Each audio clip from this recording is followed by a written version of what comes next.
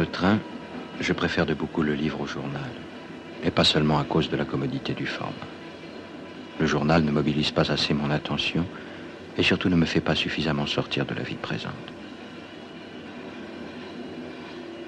Mon trajet matin et soir correspond à peu près à la dose de lecture que j'aime absorber sans interruption. Le soir, à la maison, je lis aussi mes autres choses. J'aime poursuivre plusieurs lectures de front, chacune ayant son temps et son lieu, toutes me transportant hors du lieu et du temps où je vis. Mais je ne pourrais pas lire si j'étais seul dans une cellule au mur nu. J'ai besoin d'une présence physique à mes côtés. Quand j'étais étudiant, sauf pour le travail, je ne pouvais rester dans ma chambre après dîner. Maintenant, Hélène et moi, nous sortons peu.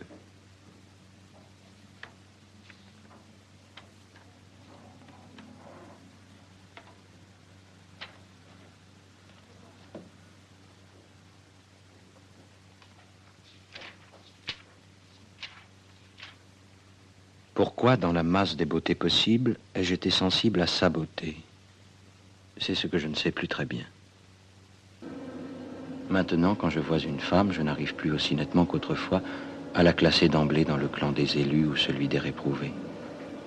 Non seulement je n'ai pas la même sûreté de goût, mais je ne vois plus sur quels critères j'appuyais mon jugement, en quoi consistait ce quelque chose que toute femme, pour m'attirer, devait posséder immanquablement et que je décelais au premier coup d'œil. Depuis que je suis marié, je trouve toutes les femmes jolies. Dans leurs occupations les moins inattendues, je leur restitue ce mystère dont je les dépouillais presque toutes jadis. Je suis curieux de leur vie, même si elles ne m'apportent rien que je ne sache déjà. Que se serait-il passé si j'avais, il y a 3 ans, rencontré cette jeune femme? Aurait-elle frappé mon attention? Aurais-je pu m'éprendre d'elle, désirer un enfant d'elle? J'aime la grande ville. La province et les banlieues m'oppressent. Et malgré la cohue et le bruit, je ne rechigne pas à prendre mon bain de foule.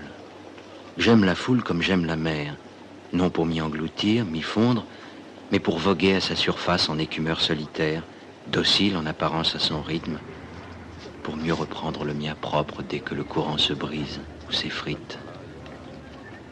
Comme la mer, la foule m'est tonique et favorise ma rêverie. Presque toutes mes pensées me viennent dans la rue, même celles qui concernent mon travail.